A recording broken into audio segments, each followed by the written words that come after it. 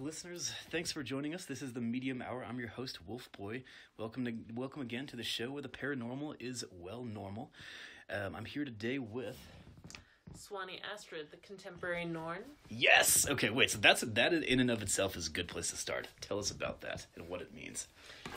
So Swanee Astrid is just kind of my nom de plume. Names that I've been given, at birth, but also through fellow friends and poets. And then the contemporary Norn is sort of my letterpress brand. Cool. As a poet, I've really just found so much passion in every aspect of bringing poetry to life. From the frenzy of the moment where you're writing it down or typing it up, to, reading it in front of people, to making books out of it. And I happened to get my Master's of Fine Arts here in Boulder, Colorado, the Jack Kerouac School of Disembodied Poetics. Damn. Where they have this pretty dope letterpress studio, the Harry Smith Print Shop. His host likes to come around and play some tricks every now and then. I have heard this from other people who go to Boulder or who go to that university. Yeah. That's cool as fuck. Yeah. Cheers. Mm-hmm. So, yes, the contemporary Norn. It was just kind of a really great way for me to synthesize my practices as a poet, but then also as someone who is like getting deeper and deeper into the runic rabbit hole. Yeah, cheers. Yeah. Well, that's a good thing to branch off into. So, and listeners, this is why I love doing this show. So we've had people who communicate with Bigfoot. We've had people who communicate with angels. I think last time we had, I think most recent episode we had a Satanist who blogs about enlightenment. So we have all these different people on the show who in some way deal with the worlds of the paranormal, the metaphysical, the magical, and this is why we have a cool opportunity today, because we're looking at a side of this that I have not examined on this show, and that typically goes glossed over in the world of mediumship in general and magical practice. So essentially what I understand your practice to be is at least in part is like a recreation or continuation of the Norse tradition of magical epic poetry. Literally magical. Fuck yeah. Yeah, cool. Yeah, okay. Yeah. So and you came to that when you were studying at Europa. Yeah, it's funny. I forget when I did this, if it was when I was first moving to Boulder in 2014 or like after going home for summer break in 2015. But at some point, I happened to steal my dad's rune set, which was, the little boxed set with the book by Ralph Bloom. Okay. And I don't know, I was just kind of like, you know what? I'm probably going to need these. Yeah, that's awesome. Yeah. That's so instead of like fucking around with like dad's guns or like dad's bong or whatever, you like took dad's runes. That's all. I love that. It's amazing. Well, he's definitely a bit of a wizard himself, but like definitely kind of more the scholarly kind. Okay, so he studies runes from an academic perspective. Yeah, and a linguistic perspective as well. Yeah. But me, I'm just like, oh my god, the magic is real. Yeah. Wait, so tell us about that. So at some point you were studying, you became interested in Nordic, the scholarship of the Nordic literary world, and then at some point you figured out that it was real. Like that the magic described with runes is real. Well, just for the record, I feel like magic really just comes from belief Fair enough. in anything, and learning how to kind of put your own energy, intention behind it. And I actually think a lot about Tolkien's definition of what magic is. In his lecture, I believe on fairy stories. It's been a while since I've looked at it. Yeah. But where his definition of magic is really just life as art manifests. Yeah. Sure. It makes a lot of sense. Yeah, and I just kind of started working with them from, again, kind of like a scholarly perspective, looking at the epic poetry of the Volsung Saga. Okay. Which is yeah. Volsung Saga is it's a big story, so maybe I'll get to that in a second. Okay, sure. But it is a big text within the world of Nordic literature, ancient Norse literature. Yeah, it's like a really important text. It's like a lineage text. Which is something that I'm really is a huge focus of mine. Is lineage, and part of the reason why I'm at the Jack Kerouac School and it being founded by Allen Ginsberg and Anne Waldman and Diane DePrima, and just like being an amazing repository of minds. Yeah, cheers. That's a good way to put it. Yeah. So, it's very sexy. No, yeah. I mean... And so, from a scholarly perspective, looking at the literature, I was writing a critical thesis on, like, refeminizing hero archetypes through revolutionary eroticism in the epic, kind of. So, naturally that kind of led me to Brunhilde of the Volsung Saga. She was my first, like, sort of character observation, and, then I did Grendel's mother. Oh, fascinating. Damn, that's cool. Wow. And then I transitioned to, like, kind of more, like, contemporary references of feminine heroes or women working in the epic genre, which is traditionally very male, very masculine. And, a skald is actually technically a poet of the courts who writes about the heroes. They're kind of creating the history. Yeah, chronicler of great deeds or whatever. Such great deeds. Yeah. Deeds on steeds. That's so fucking... Oh my god, I'm going to start a separate podcast called Deeds on Steeds, where I have adventures and then talk about them. Hell yeah. Cool. Let me know. I'm up for shenanigans. We're gonna shenanigans all day. Cool. Yep. We're gonna bring our axes and our knives. That's like worth listeners for setting context. We're actually not in my apartment where I usually record this. We are in. Is it cool if I say this? So we're in the Rainbow Dragon Palace. Yes, which is like bedecked with like ancient Nordic weapons, like axes and knives, and an incredible rainbow mural of like different letters and things. Maybe symbolically ancient, but I promise you, they're actually they're very functional. Yeah. Oh no, they look functional. Absolutely. Yeah. No, pretty fresh. I'm like terrified and excited all at once. Well, so like I'm down for Viking culture. I think that is like what an interesting contribution to the shaping of language and continents and at least politically. But I'm like a social justice warrior, is that too much? Is that too cheesy? Like, what does that look like? Anything goes on this show. Yeah, regardless of how you term it, it sounds like you're dealing with a lot of really pertinent, really vital issues right now. Through your work and otherwise. Issues with gender, issues with like who gets to be a hero, like and who doesn't get to be a hero, and what the hell's up with that? Yeah, and like I'm also just someone like I think of myself very androgynously. Yeah. So I guess I question a lot within that context. Just like always sort of like examining, okay, like what is the masculine aspect? What is the feminine aspect? And like I'm really interested in the blend of those two energies as like, a very kind of conscious form of feminism that is actually very inclusive. Yeah, absolutely. Yeah, right. And I remember we talked briefly about this like during I can't remember if I recorded this or not. And listeners, we'll get to this at the end. So we have a recording of Swanee's like incredible read aloud, like incredibly. We have a recording of Swanee reading aloud in incredible fashion some of pronouns.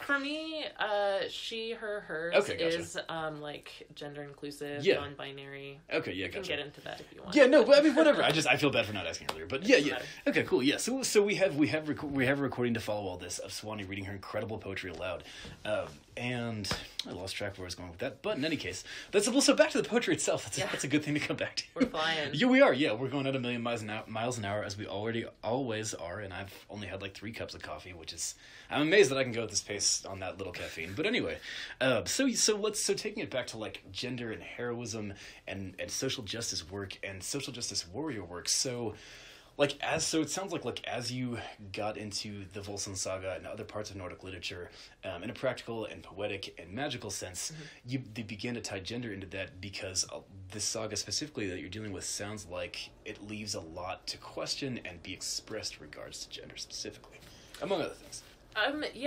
Like gender being kind of definitely a defining like aspect, right? Because here we have like Brunhilde, who's this like amazing warrior figure. Yeah. And she got like duped and betrayed and backstabbed, and in spite all of kinds of holy hell drama ensues. Yeah.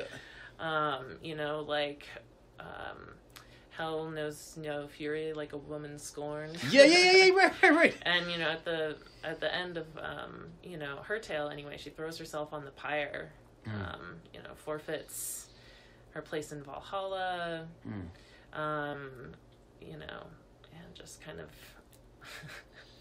is like, this is life, and it's so full of like bloodlust and revenge and vengeance. All the juicy things. Yeah.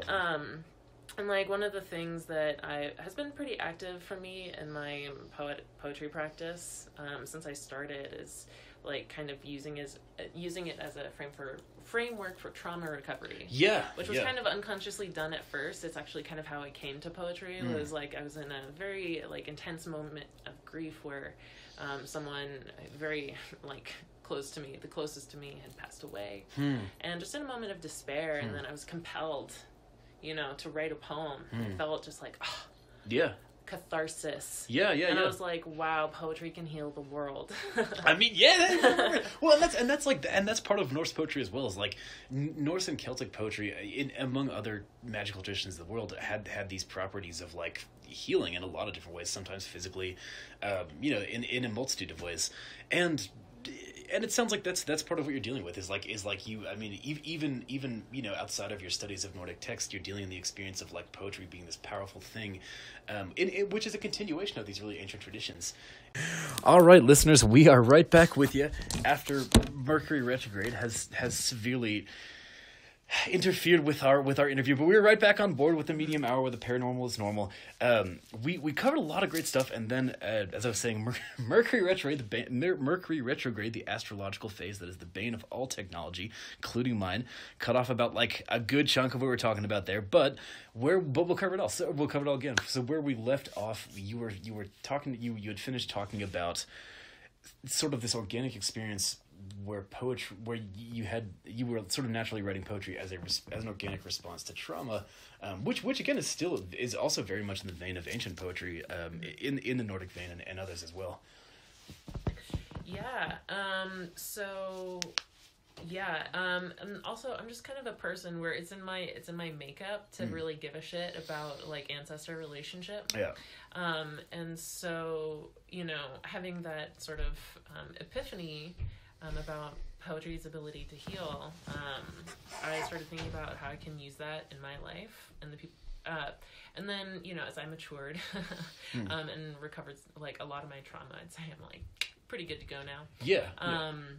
How to use that for other people, but then also how, you know, I'm just like, let's rewrite that shit. Yeah, absolutely. No, absolutely. And it sounds like, and we covered this a lot in what we were just talking about before the recording cut. Like that you're a lot of your poetry is sort of this embodied continuation of this ancient tradition of like Norse poetry, and that has many different branches. And I think we've covered. We might end up repeating some stuff, but in any case, we've covered, I believe, the skald part of what you do. So I think what we and I may be skipping over some stuff that got cut, but we covered like how your journey started when you sort of like were messing around with some runes that you found, and that sort of eventually started to tie. You just sort of begat this whole interest in Norse, rune work and magic and poetry, and that became an academic interest, which you then continued with and currently still do. And you know, also, I mean, I have a lot of projects going on, and so like definitely sort of like the northern aesthetics are very present in this body of work. But you know, I think that like skald or galder or seidh work or whatever you call it can be applied in like so many ways that aren't like specifically Norse. Yeah, absolutely. That just happens to be my heritage and a large part of my heritage and culture. I'm actually also like very Celtic, Eastern European, Slavic, Mediterranean, Native American. So I'm a mixed bag, but like Scandinavian is my primary heritage. Right. It's like the one that calls you the most, it sounds like.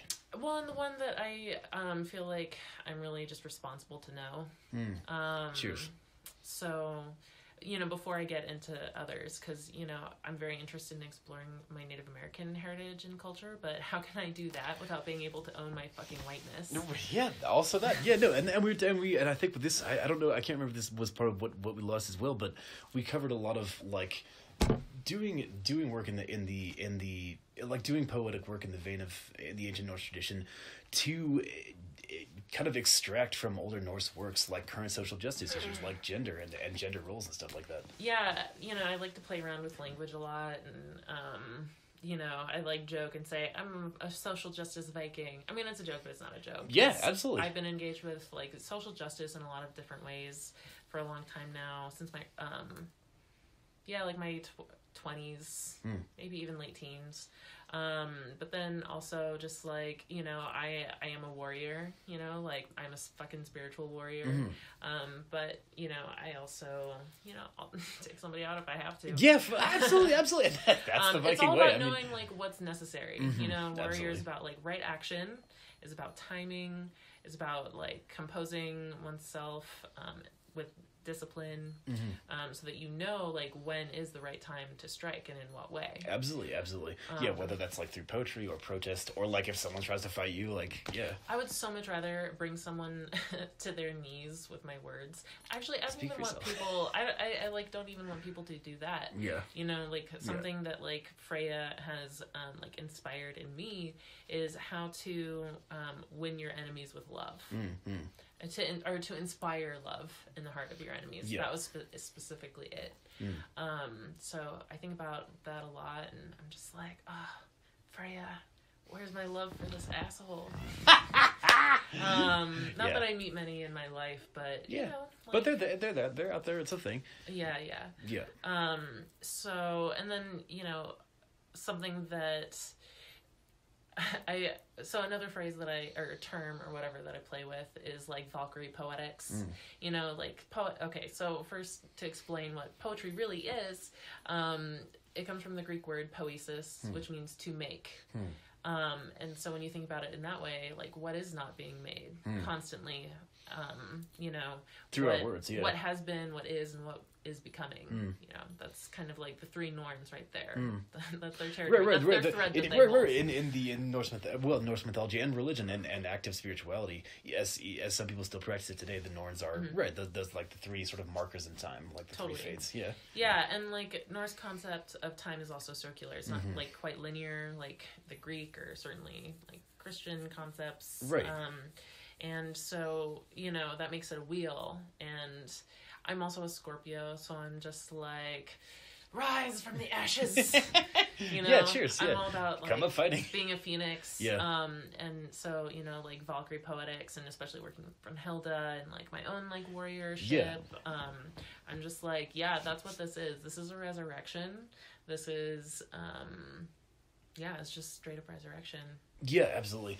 No, and that's a good way to phrase it. And that brings us into like another important topic as well. I mean, you mentioned like I definitely remember this is part of what got cut when we were doing the original recording is like, I mean, we touched on a lot of your poetry, how that works, and I think we got into this long discussion of like how you graft like modern poetry techniques, rhythm and voice and toning, and the things that a lot of modern poets do to emphasize their performances, and you graft that onto like these ancient Norse poetic techniques and blend the two together, and you mentioned that.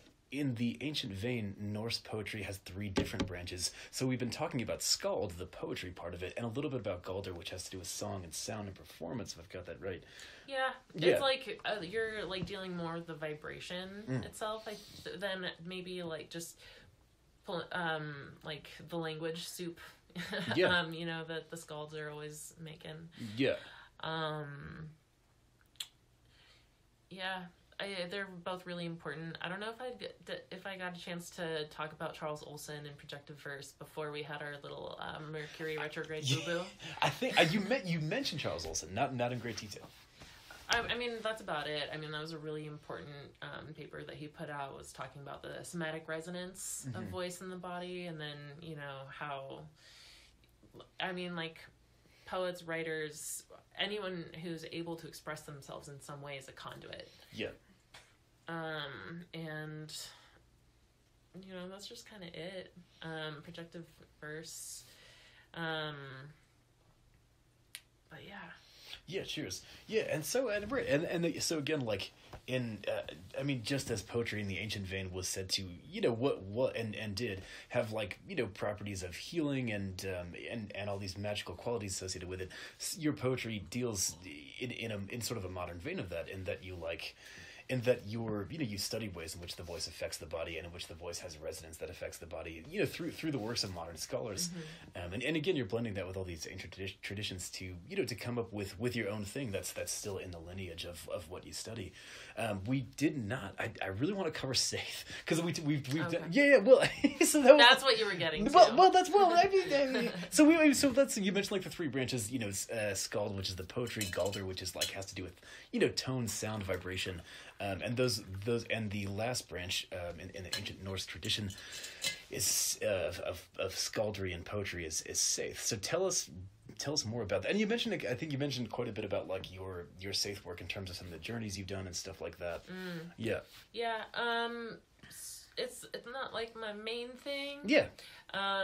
But I'd certainly like to do it more, just because every time I go, it's with a particular kind of intention, and I get a lot of information, which is pretty cool. Yeah, and so it sounds like you're talking about like so when I said journeys, listeners, just to clarify, one thing Swanee and I got into in the Lost section was how Swanee often will have sessions where she does energy work, or does some sort of healing or meditative practice within a group setting, and much in the vein of traditional shamanism, will travel out of her body and meet with different spirit guides. It sounds like that's what you're touching on now. Yeah, it's pretty recently that I've been called to do a lot of this work, so I wouldn't say that that's I have a lot of experience doing that. It's whenever one happens to be called or asked, I think, is when healing is appropriate. And I happen to work with Bridget, who is the poet, the healer, the smith. So, she's my queen. Yeah, and she's in the Celtic pantheon, and and as you said, she holds the flame of inspiration and the flame of many other things. Yeah. And also just someone I feel really safe traveling to, like going into trance and visiting. Yeah. And in healing work that I do, whether it's through like Reiki massage or like in a group setting, like what was being called for in this circumstance. Yeah. Like she's very active in that work. So I was like, Bridget, what do you think we should do for homegirl over here? Yeah. The healer isn't much of a talker. She likes to demonstrate. So, that's just one side. I've also traveled and visited Odin, as I'm really kind of initiating myself to not just know runes, but to wield them. And what better source to go to than the man himself, the big guy. Yep, the dude with the runes. Yeah. Odin kind of has everything. Yeah. He's the Big Lebowski in this guy. Oh my god, he's so the Big Lebowski. He is the Big Lebowski, absolutely. Oh my god, why did the Big Lebowski not have an eye patch? That's so good. Yeah, it's true. No, yeah. So that's awesome. So to take us through a quick I just want to make sure we're still recording. Okay, so just to take us through a quick timeline of of everything we hopped through just now. So we covered the poetry part of what you do, which evolved from your early interest in natural talent with poetry from a young age. That sort of led you in and from there you sort of took that to a scholarly level when you started to attend the school Jack Kerouac's. Yeah, well, not to, because, my journey through poetry has been for a long time. So I started when I was 17, but I've been lucky enough to basically live a lot of my life where, I've done a lot of work with literary magazines in various roles. I'm really into the publishing aspect. It's I feel like the most community-oriented part of being a literary person. Okay, yeah, cool. Okay, so so your literary work isn't just confined to the Jack Kerouac School of Poetics here in Boulder, Colorado. It's also you've also worked professionally in multiple realms of the world of poetry. Yeah, and I've started literary magazines as well. Like I said, I did community work using poetry as a framework for trauma recovery. Yeah, I went to the University of Iowa for my undergraduate and was in their writing track there. Wow, yeah. And, then I got a wild hair that I would go be a chef, and found out just how poisonous and awful that was, and ran back to poetry. I've heard awful things about that line of work. Yeah. Yeah, but, when I did come back after that period, A, I learned a lot. B, I had found the Jack Kerouac School of Disembodied Poetics, I actually discovered it when I was at Iowa, in my literary socialism class, which was phenomenal, by the way. Very cool, yeah. My professor happened to have gone to CU, I think. His name is David Dowling. CU Boulder or DU, I forget. And he was talking about, the poets there and how they would go take their students off into the middle of the woods and leave them there and make them find their way back. And I was literally like, that's exactly what I need for my writing. Cheers. Yeah. And then it just kind of got reinforced over the years. And when I was ready, I was just like, this is it. And it was the only place I applied to the year I got in. The first year I applied in the first year. The year before that, I applied to some other places, but that was just because I was in denial about Naropa. Fair. Okay, right. And that was the next step of your journey. And here in Boulder at Naropa, you began to sort of take this academic path into Norse poetry, which you blended with stuff you were already doing and had been doing and knew how to do. Yeah. Well. My primary interest has been in sort of feminizing the literary canon. Yeah. And just what is the feminine presence in the shit that I really love and care about. And I've always been a tomboy. I've always been pretty queer in my own way. Yeah, it's absolutely. Just super flourished lately. Yeah. So for my critical thesis, I wrote about refeminizing the hero archetype through epics of revolutionary eroticism. That was the title. Yeah, I'm really proud of that title. That's amazing. Yeah, no, that's awesome. And that's right. And that's something we had gotten into too. A lot of your work sounds like it deals with the Volsung saga, who has that features one of the main characters of which is this incredible female hero who gets betrayed and backstabbed by this all this patriarchal shit. If I got that right. Yeah, well, I mean, the bulk of my critical thesis was actually kind of leading up to Anne Waldman and her Iovis trilogy, which is a total landmark, insofar as literary epics go, which would be a podcast in and of itself. Okay, cheers, yeah. Maybe 3, I don't know, one for each trilogy. Cool, hell yeah. Anne Waldman is my hero. I bow. In loving contemplation. Yeah. But then, I just got really obsessed with Brunhilde because as I was going into it for my critical thesis, I was just what the hell? She's the protagonist of this. Yep. And yet it's all about Sigurd. Yep. He killed the dragon and he got the treasure and dude was totally susceptible to magic, to manipulators, to, pick your version. And I feel for them both.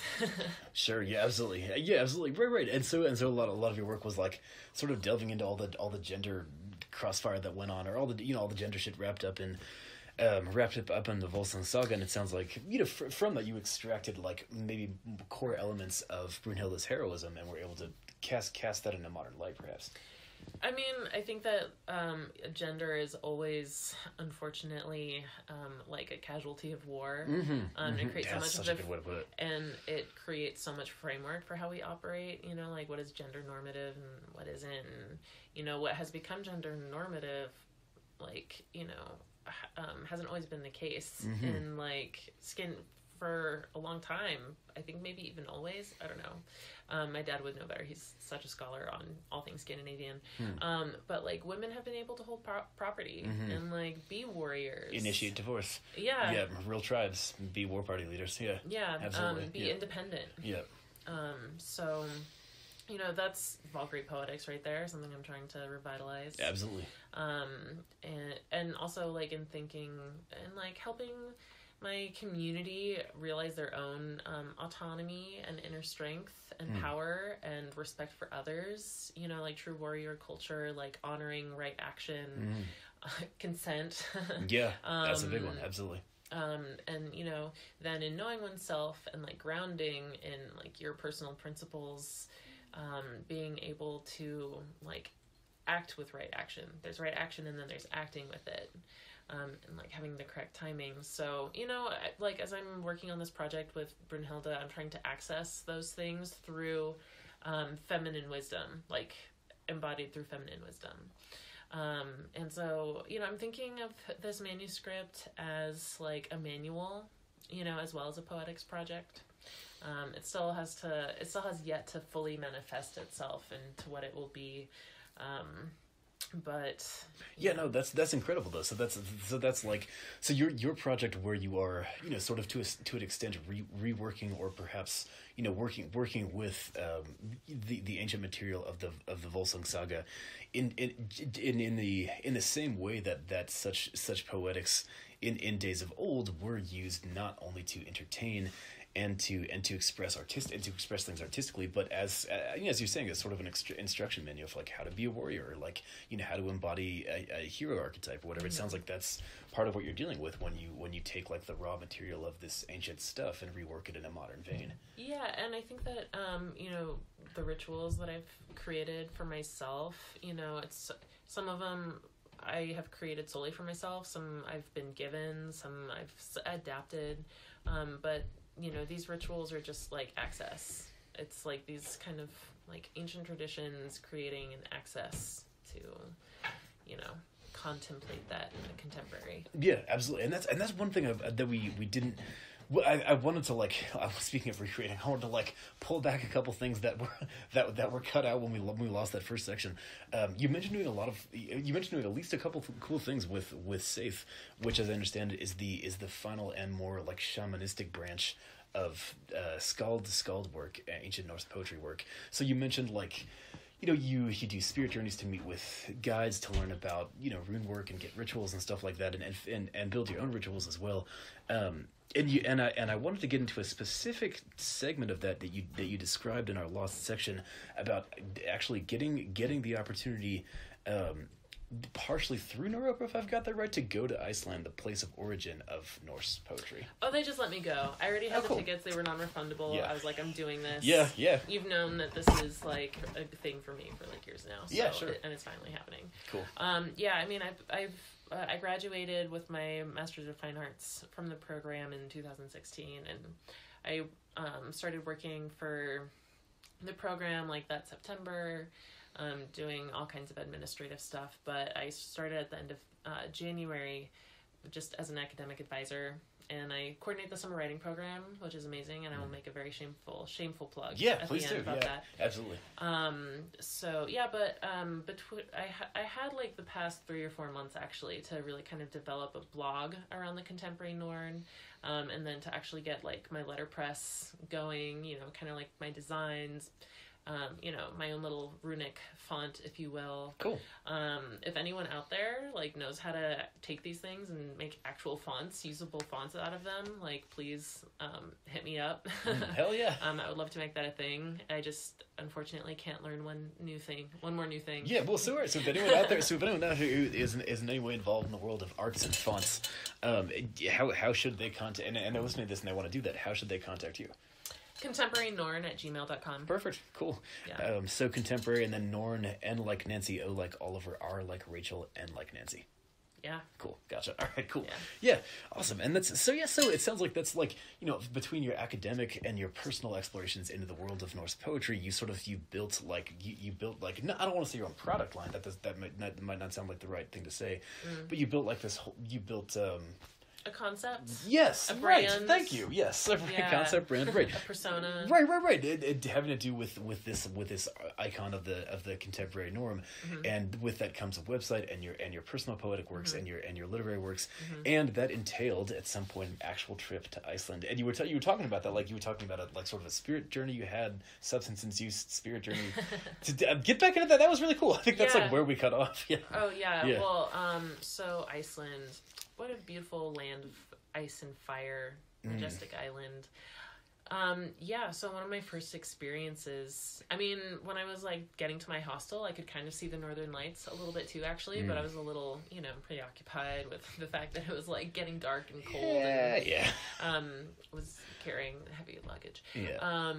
But the next night I actually had the opportunity to go up to this little cabin in Thingvellir Park, and took acid for the first time and saw the northern lights and saw celestial beings like coming in and out of orbit, and like I totally get how the Greek philosophers came up with the constellations. Like seeing like the bright light of the stars drawn together and like shifting, like just morphing, and oh my god, it was amazing. I was in a hot tub the whole time. It was like, that's as a Scorpio, like that is my element. Hot water. Cheers. Give it to me, please. Gosh. And then you mentioned journeying in spirit while you were taking this trip in multiple senses, I guess. But you mentioned journeying in spirit to the realm of Mimir's Well, which is an important place in Norse mythology. Yeah, I mean. Yeah. To be did I actually leave my body? Did I travel? Did I go there? I don't know. It's hard to say. I mean, what did happen was, I was floating, so I was able to suspend reality, like literally and figuratively. Water has a beautiful way of doing that. And I just floated and I totally relaxed, and I got my breathing just like nice, deep, long, stable breaths, and just relaxed. And I was able to see kind of like how chemical compounds are drawn, showing the molecular shape and, chemistry. Yeah. It was like that, but with runes. Yeah, absolutely. Which was really incredible. And it felt like an initiatory experience for sure. So maybe it was Mimir as well, but, it wasn't like I passed through any gates or, there was no... Right. Usually when you journey, there's some kind of thing going. So if I did travel, I was a little irresponsible about it. But I mean, it sounds like regardless of, what the specific imagery was, bottom line was, it sounds like, much in the way that ancient Norse skalds and saith workers experience the runes as these magical building blocks of the universe and life. It sounds like that was a lot of your experience when you were in the hot tub. I took LSD. They probably did psilocybin. Absolutely. Absolutely. I mean, hallucinogens were, as listeners, as many of you may know, and as I'm sure you already know, hallucinogens were, quote-unquote hallucinogens, were extraordinarily common throughout the ancient world as a means of journeying in spirit. Not the only means. There are many means of doing that. Some involve substances, some don't. Doesn't matter. As long as you get there, you get there. So that's awesome. So I want to, in the interest of saving what we have while we still have it, and because we've covered, I think, everything at this point, I want to start to wrap up, and I definitely appreciate you being with us today. It's been awesome, and we've learned. I personally have as well learned a lot about how ancient Norse poetry can translate into the modern day, and sort of like the ripple effect that touches on a ton of different things, many of which are pertinent modern issues like gender, civil rights, recovering from trauma, etc. And so I want to wrap up with shameful plugs, which is the segment of the show where myself and whoever's on the show with me plug whatever thing that you listeners can access or buy or sell or be interested in. So I'm about out of things to plug at this point. I've plugged like every single book I've ever been published in, which is like not that many, but I just haven't had that many episodes of the show. But we've done all that. As usual, you can find me on my Facebook page, which is You Guys I'm Psychic, You Guys, I'm Psychic. I tried to throw in a couple swear words and an exclamation point. Facebook wouldn't let me, damn you, evil overlord, Mark Zuckerberg. So you can find me at You Guys I'm Psychic. Message me, see funny memes about being psychic, and become enlightened immediately upon accessing my Facebook page. Swanee, go ahead. If all that took was liking a page, we'd all be enlightened. Dude, you never know, because there's all those Zen stories about the guy just points at a student and they're like, oh my god! Yeah, right. Hey, what's up? So, okay, right, shameless plugs. Yeah. Well, check out my blog, CA Swanee, SWANEE. It's a bird followed by 2 elephants, .wordpress.com. Cool. I have a lot of information on there. I've done readings for people. If you want a reading, email me at contemporarynorn@gmail.com. At some point, I might charge for that, but not right now because I get so few requests, and I just like doing them. No, that's absolutely, and that's a great. I mean, that's how I got my start. I just did them for friends and stuff, and then at some point, I felt like I should charge for them, so I did. And on my blog, you'll find like different tabs, like one related to "By the Light of the Axe," which is the title of this project. Cool. Oh, that's so cool. Yeah. Cool. I like it a lot. I'm gonna get it tattooed for sure. Fuck yeah. I'm really excited about it, actually. Okay, but I'm plugging. Okay, blog. I think it has a link to my Etsy. It has, you can access my Instagram, do it. I have a lot of fun. Yeah, what do you sell on Etsy? Good pictures. Yeah. Broadsides. I made a really cool broadside, of the translation of Brunhild's Rune Poem. Damn, that's cool. I did the translation, I designed, I set, I typed, I painstakingly did it, fucking everything. That's cool stuff. It was, I love it. Yeah. It was a great process, but, you'll see it. It's gorgeous. It's really gorgeous. I'm very proud of it. Yeah, cheers. And then another shameless plug. I mentioned that I coordinate summer writing program at the Jack Kerouac School of Disembodied Poetics. Anyone interested in being a skald or a Valkyrie or interested in divination poetics, how to use other forms, not just runes, but tarot, and crystallography. Yeah. That's what it's called. I don't know. but I get the sense of what you're talking about, yeah. Yeah, cool. We have amazing faculty that comes everywhere. I swear it's like a utopia. I love it more than Christmas. It is my life's blood. The battlefield I will die on. The torch that I will just keep. I will be the acolyte until Yeah.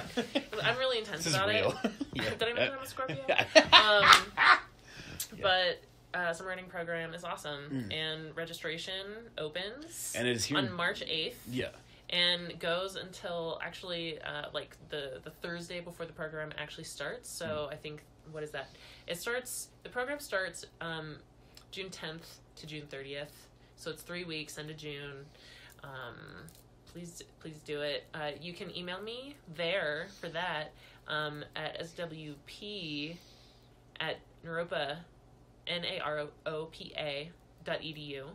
for information about that. But also just Google search Jack Kerouac School SWP. It'll come up. Cheers. And that is here in Boulder, Colorado. Mm-hmm. Cool. And can you participate online, or it has to be an in-person thing? Oh, my friend. In person. Okay. Would you miss out on Could all you that astrally kinetic? Project into a class? A very skilled person probably could, and some of the teachers would be like, "What are you doing here? Did you register?" No, I'm just kidding, but I'm not. And I mean, it's a really great hive mind kind of place, but not one mind. It's just all the different minds coming together and creating cool fucking things. Oh my god, it's orgasmic. Yeah, I believe it. It sounds amazing.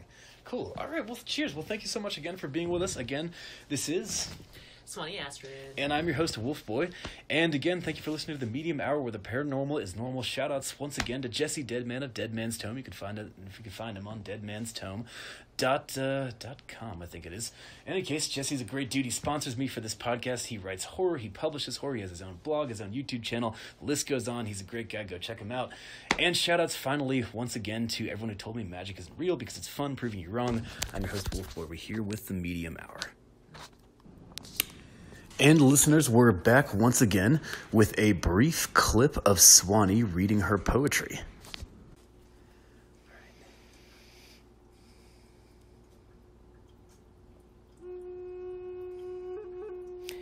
Thought must be put into memory. Memory always finds its way back to thought. This is what the ravens teach me, perched on a branch in front of lucid eyes, centuries in the future when the winter meets its end. Drömmer Kotter walks across the roof. Purple cloak hangs by the door, runes lie under the pillow. Heirlooms both. It is windy enough for storytelling, for knowing the origins of my sister to tell Brunhilder's tale. My name is Kara, and I am the wild one. Drömmer Kotter needs your gut, reads the runes with you. Familiar, perceptive, astral eyes drink valerian from your teacher's cup. She guides you through movements constructed around reverent functions of sound, relational, elemental movements. Women's rights, remembering, a sword feels good in your hand. Grief prevents you from dreaming, your mind protracted down the blade, a scar faded into reverse strength, and knowing that takes new direction. It begins with disruption, the great awakener who has no reverse but operates through it. She moves from the constricting ideation of the material world into that of the archetypal mind. What begins with questions to runes about origins is an answer cut, received on the brim of her cheekbone cut, with a white cat's nail. Hagalaz. As we might say, ashes, as in every swing of Uxie ends in ashes. The cup bears Istyornum. The warrior dreamweaves ghost genetics in her blundar through runes, choosing an awakener through wounds, split identities. From a psychic landscape of Doutha, ask how I was born across myths to settle in rings cast. A strange alchemy of time, Odin forgotten, conquest, passage, compassion in total trust. Right action calls forth in defense, resting on the cusp between Hema and Og oth ofan til thes oth Nathan. As above, so below. And Og oth Nathan's vo oth ofan. So below as above.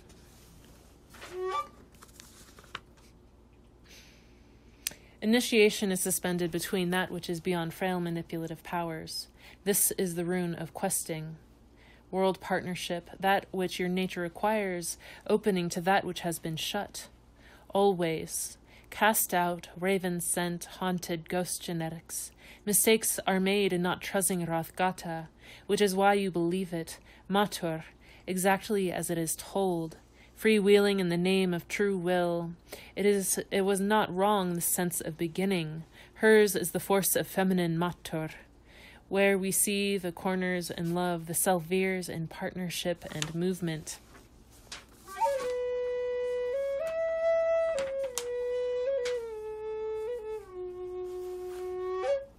These are the ways of the warrior.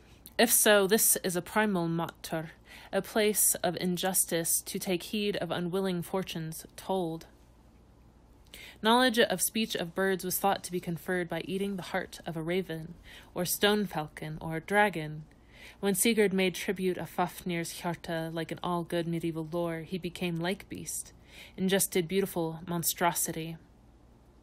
When cooking juices touched Sigurd's tongue, senses sharpened, hearing voices, tits in the brush, crowned with black, with the feminine, great womb of life uncovering mysteries, mind, awaken. Creatures of nobility help pinpoint truth, knowledge. Their esteemed counsel thus. There sits Sigurd with Fafnir's hjarta, that Skildi should eat its wisdom. Regan means to play him false for Fafnir's treasure, our man of honor. Sigurd strike the head off Regan, claim this great golden inheritance. Sigurd would be wise to do as we advise. Ride to Fafnir's bowl, take that treasure, ride up to Hinderfjall. Sister Brunhilde dreams lucid thoughts, would share her virtue of knowledge, both of them thinking of his needs. If Sigurd spares Regan, who has killed his own brother, he is not as smart as I imagine. It would be a sound plan if he killed Regan, kept the treasure all to himself. And in like some lore and mythology, the Valkyrie, not only took the form of swans, but could also take the form of other birds like chickadees. So, when I was writing this, I was thinking of like, that concept that the birds were her sisters, and they kind of wanted to help her release her from Odin's curse after being like cast out of Valhalla.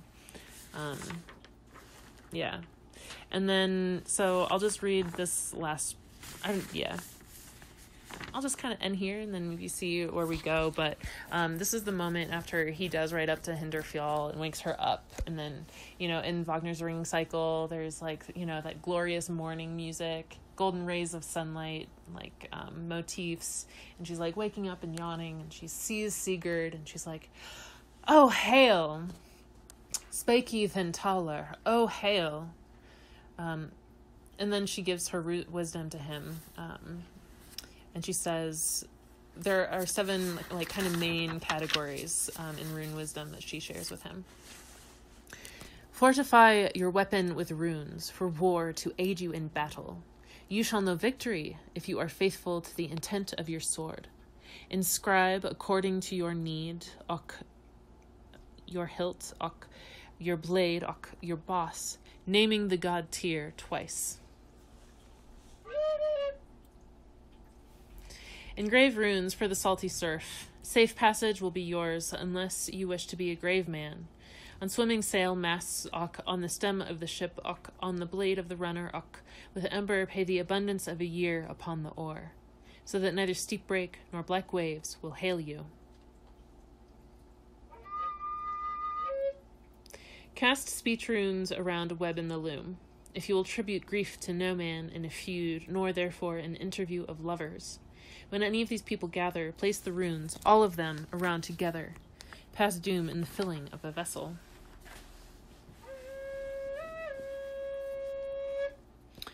Runes for drinking are important for all things in life. The people you drink with are the ones that you die with. So drink or die amongst friends, unless treachery makes firm and lusty artifice of your possession. Carve them all over the surface, draw blood on the back of your hand, mix it for the toast on solemn occasions, or else risk throwing vitlaker at the law. To help women in labor, you shall master birth runes, absolve mankind beyond woman's womb. Cut there to praise not, cast them around a generation, wait for the maiden goddess.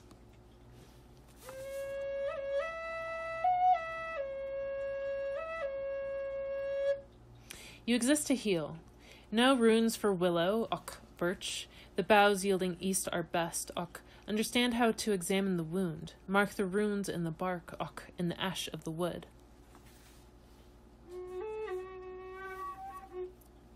Take possession of your mind with the runes, if you will, as all wise men. Turn for turn, there overwrought, speak your heart.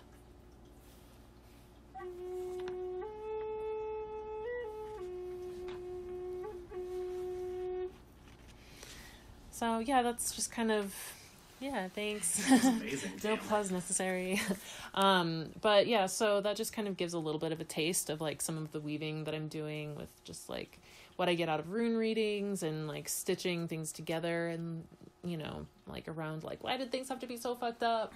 And, you know, also there's just like a lot of beauty that comes out of treachery in some ways.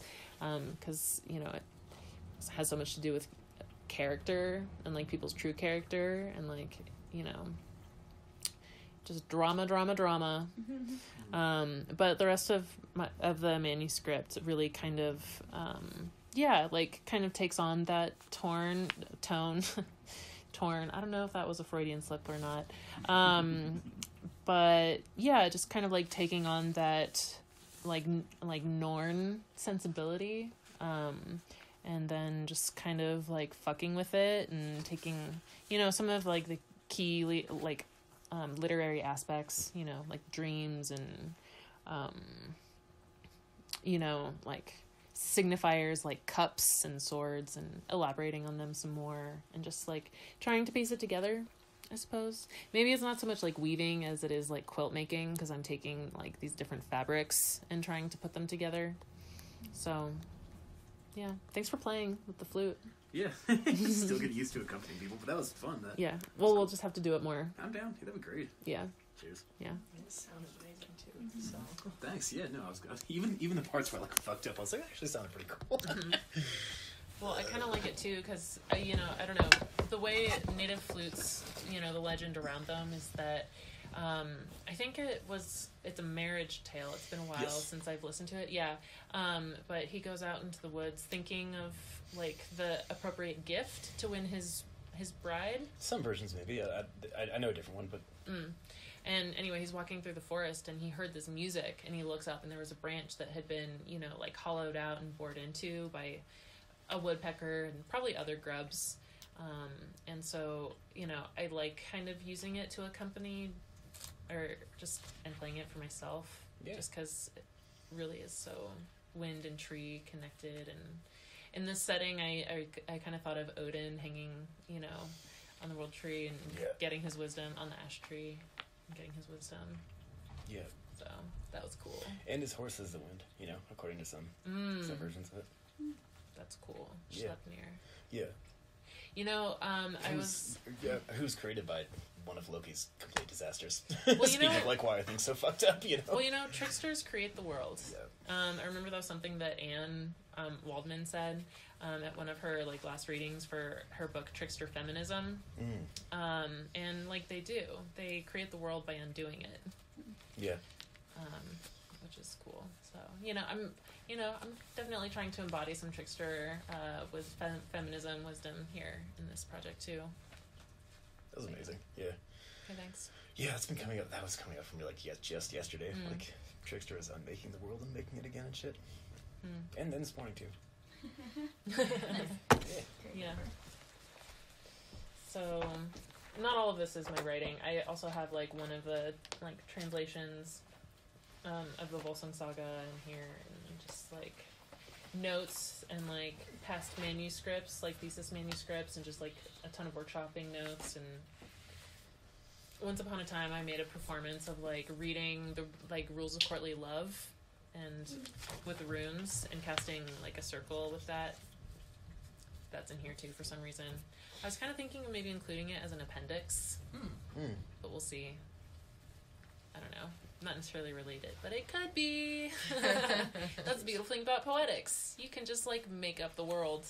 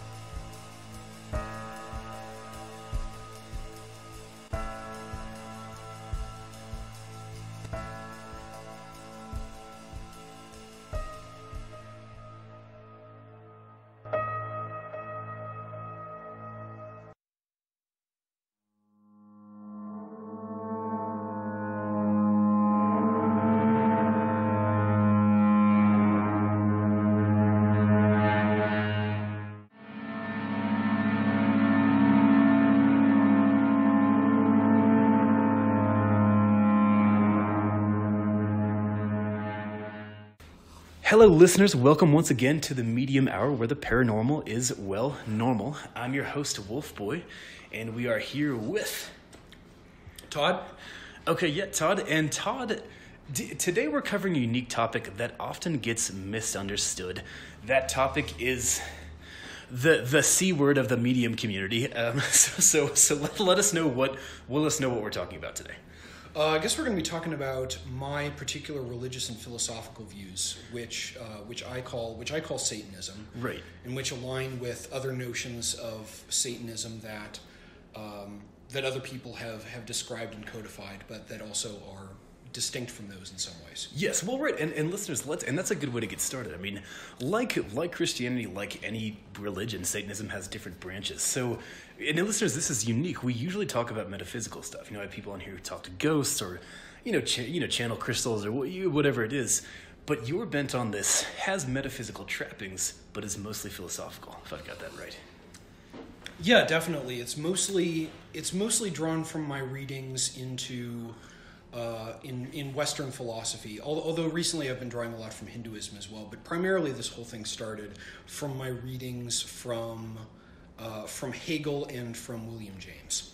Okay, cool. So tell us more about that. So that you have a background as a philosopher, and that sort of like snowballed at some point into your current religious and philosophical way of looking at the world. Yeah, absolutely. It was kind of a confluence of different ideas. Where to start? So I've been interested in religion for a long time, and I've listened to a lot of satanic music for a lot of my life. Yeah, like black metal and stuff like yeah, that. Exactly. Yeah. And the music of a particular band, Deathspell Omega, and their lyrics really kind of got into my head because it was a very unique take on Satanism that wasn't just rebellious Hail Satan stuff, but it was much more complex, philosophical, thought out, and presented a very complex, nuanced, even paradoxical view both of Satanism and Christianity. Interesting. And I was thinking about that, and also delving more into Western philosophy, and especially into Hegel and William James. And Hegel has this notion of intersubjectivity, the idea of the self, the idea of the self being socially created, rather than Descartes' I think therefore I am, very sort of isolated, almost solipsistic viewpoint on the self. Yes. So instead of I think therefore I am, like nothing exists outside of me, therefore I better do something with that. So sort of, maybe not entirely. What Hegel was going for was that our ideas, our notions of ourselves are socially constructed. And when I started doing research into the Bible, I purchased a copy of the Bible just because I wanted to sort of delve into it more. And when I started reading it in that context and started realizing that what the Bible said about Satan and what has been popularly said about Satan are very different things. Very different, absolutely. And I took what Hegel had said and applied that to the notion of the creation. We have in the very beginning of the Bible, very beginning of the Bible, we have God isolated and alone in a formless void. Yeah. And if you're looking at that from a Hegelian perspective, then if you're looking at that sort of through the lens of Hegel, then my thinking on that was that there's no way that God could have any self-awareness in that context, because there's nothing not God by which God could know themselves. Yeah. So God had to create something other than God. And the first thing that says in the Bible is created is the light, and that corresponds with Lucifer, light bringer. Yeah. So right, and that's a historical term. I mean, in ancient Rome, Roman priests were called. I mean, part of their title was Lucifer, which meant light bringer. I didn't know that. Actually, that's interesting. Yeah. No, it's got Latin roots, and that was sort of part of the thing. Is as Christianity overtook the Roman Empire, and Roman priests were, Roman religion in general was literally demonized, I suppose. Mm-hmm. The Roman priestly title for Lightbringer was appropriated to mean some sort of evildoer, or a messenger of an evil force. Ah, that's interesting. Yeah, I like that. I'll have to look into that more. Yeah. What's interesting, in very early hymns, there are some very early Christian hymns in which Jesus is referred to as Lucifer. Mm-hmm. So that's one aspect, and where I went from there was the division of the notion of Satan into two different archetypes. Yeah. One of which is Satan the adversary, which is the Luciferian notion of Satan, the rebel, the one that Milton wrote of in Paradise Lost, who rebelled against God, was cast out, I like that symbol. That resonates with me a great deal. Yes. We'll wait for this Fire truck to fire go truck past to us. pass. We're in my apartment right now, listeners, to give you a sense of scenery. There's apparently a fire somewhere, so we're chilling. So the other notion is the more historical biblical notion of Satan that I call Satan the accuser. Right. Because that's, if you go back to the Hebrew, that's literally what the word means, is the accuser, who was God's prosecutor, right. An ally of God even. Yes, and to jump in for a second, and I've looked a bit into, as someone who deals with ancient deities sometimes before I even know who they are. Like that's a part of my experience as a medium. I'll just have spirits show up and I have no idea who the fuck they are until I look them up, which often involves my Google searches being something like Buddhist-looking guy with a sword and a fire above his head.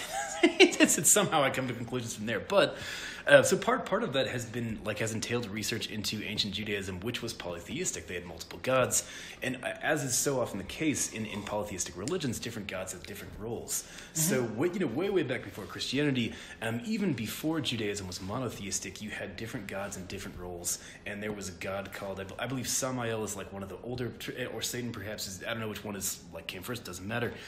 And that god or that spiritual figure was the judge. Mm-hmm. Okay, and so tell us more about that. So Satan the accuser is an icon for me that represents not an opposition to religion, not even an opposition to Christianity, but a criticism of it and another path into spirituality. Even in kind of the sense of being part of the Abrahamic tradition. Yeah. That is different than, and not necessarily opposed to, but critical of the more traditional, popular, and I would even say kind of shallow notions of spirituality in which religion exists in a popular context. Yes, absolutely. So when you say Satanism, and again, listeners, I'm addressing this topic today, A, because this guy's brilliant, and B, there's a lot of misconceptions in the world of the metaphysical, even outside of Christianity, of what Satanism is, who Satanists are.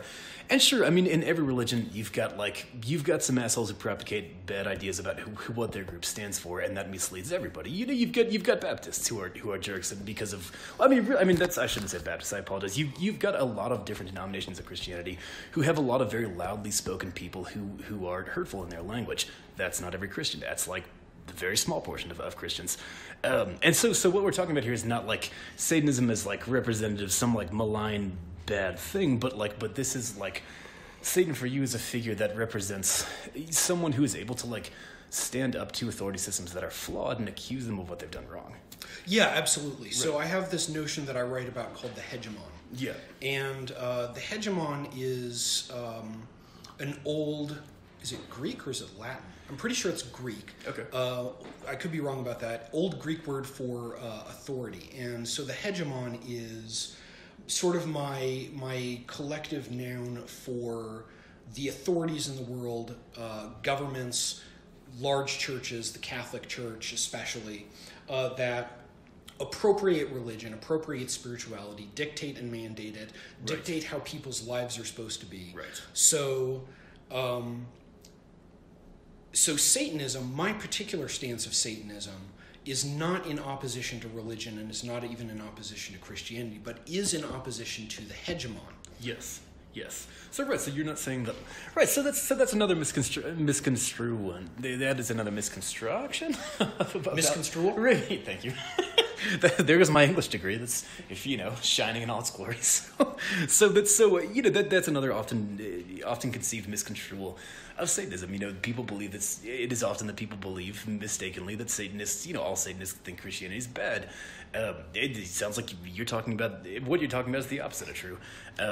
It sounds like what mostly. Again, we come back to the idea of your belief spiritually is that large power structures have no inherent right to appropriate and sort of keep captive people's experiences. Oh, absolutely. Yeah. And that's a big part of how you think. Yeah, that's really well said. Because a lot of it comes. I mentioned William James earlier. William James was a philosopher who was very focused on the experiential aspect of religion. He was a phenomenologist as a philosopher, which means he was concerned not with things in themselves, the world as it exists subjectively, which we can't know, Right.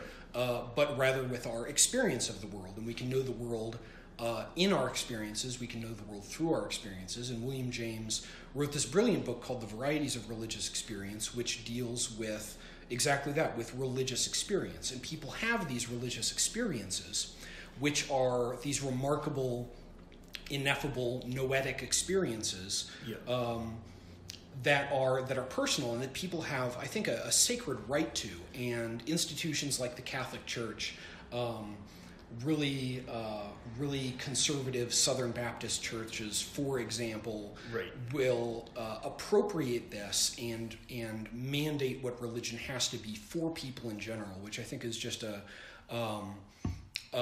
colossal affront to people's right to their own religion.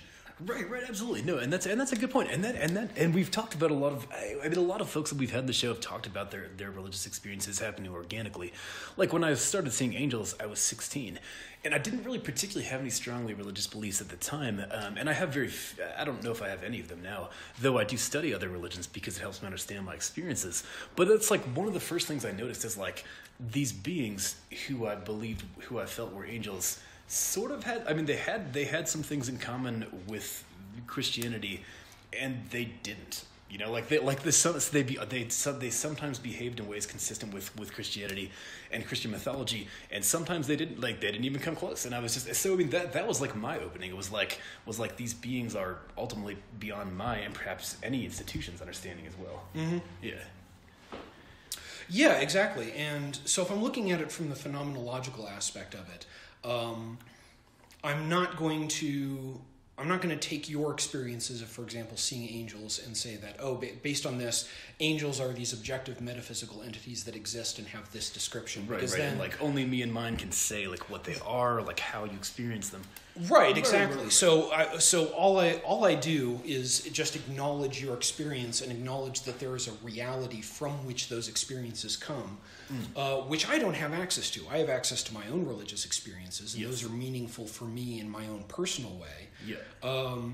But I think a lot of the problem of religion comes from people taking these remarkable mystical experiences and then saying, okay, because I've had this experience, you need to believe this way. You need to live your life this way. Yes. And I don't hold to that. Right, and then speaking of like the evolution of the iconography and the mythology of Satan over time, like that's another thing is I mean those experiences can if I have an experience my thinking 10 years from now my thinking about it might change, and I think that's again with what you're calling the hegemon that seems part of the problem as well is that like ancient Judaism typically not exactly as people envision it today, particularly in some sects of Christianity as well. Imagine ancient Judaism to be something that it like maybe sort of was and also largely was not. So things get complicated. Experiences change over time. The lenses through which we see them change over time, and hence it's sort of another reason to liberate personal experiences from like the clutches of a power structure that wants to sort of encase them in something written in stone. Mm-hmm. Yeah. So that's the essence of Satanism for me, is claiming religion for myself, defining it for myself, making it a process rather than something set, and choosing these different texts as being sacred to me. Texts including the Bible, including Hindu Upanishads, very cool. And various other sources, and saying that these are my sources for mystical and spiritual inspiration. I will interpret them as best I can in the light of my own experience. Yes. I will listen to other people. I will not let other people tell me what these texts mean. Right. I will not let other people tell me what my spirituality should be. Right. No, absolutely. And that's a great point. And yeah, no, and I've read a bit of the Upanishads, not a whole ton, but I did. I mean, what I read, I really liked. Man, lost my train of thought. And I will shut up after this because I think that was a sign from above to let you keep talking because this is about you, and I want to learn more about your philosophy, your experiences, etc. But that seems to be an important, like such an iconographic, like hallmark of the medium's experience in the 21st century in America, and perhaps even before the 21st century, is this sense of like grappling for identity and meaning, you know, like, because when I first started seeing angels, I was lucky. Like, I didn't have any doubts. I know other people who had many doubts when they first started seeing spirits. I was lucky. I was like, I knew from my gut. I was like, I know what those are, and I'm going to watch them and see what happens. You know, like I'm going to watch how they move, figure out what part they have to play in this world, and in my world, which has now been open to include them. And we'll figure it out from there. But the more I got into that, the more I realized, like, I can't turn entirely to Christianity. You know, I could find someone in my church, and I didn't even attend it. I sort of like attended church very reluctantly, with my mom elbowing me to keep me awake. You know, and I was like, you know, I who knows if I can actually talk to anyone in this church about these experiences. You know, in spite of the fact that they're similar to like ones described in the sacred texts we all pretend to believe in. You know, right? Whether we do, and so I was like, how do I find my way to people who have had similar experiences? And then where do I go from there? And so many mediums have had that type of experience where they sort of have to struggle from milestone to milestone to build an identity for themselves and make their experiences make sense, particularly if they want to use those experiences for their benefit and the benefit of other people. And that sounds like, you know, and I think in the milieu of that part of American culture, like, the archetype of the rebel emerges as important because the rebel says, like, you know, this power structure can't tell you what to think. If your experiences are contrary to this power structure and it's trying to, you know, take captive your experiences or restructure your experiences, like, you have the right to say fuck that and like figure it out on your own. Yeah. Well, I think that everybody should look at what they've been told of religion and evaluate it very critically. Sure. And fuck that should be one of the first things anybody says if they're doing an honest critical evaluation of what people are telling them. Absolutely. It's about like religion. Yeah, because just a huge amount of it is bullshit. A huge amount of it is bullshit that is intended to try to control people, to control people's political and economic activities through their beliefs, because beliefs are incredibly powerful. Right, and can dictate the structure of people's behavior, their tendencies, the way that they spend their money, the way they live their lives, and you know, even outside of that, it's like, you know, I mean, the individual, as you said, the individual experience is important, and it's funny because this is extremely in evidence through the history of religion and even Christianity. I mean, Jesus kicking over the temple stalls, at the temple tables, in an act of rebellion against a religious authority that went contrary to his experiences and believed that he should not act or think the way that he was. So so that's so good. Like, let's take it back to your personal philosophy, like how you feel about Satanism and the way that it interacts with the world and its place in things.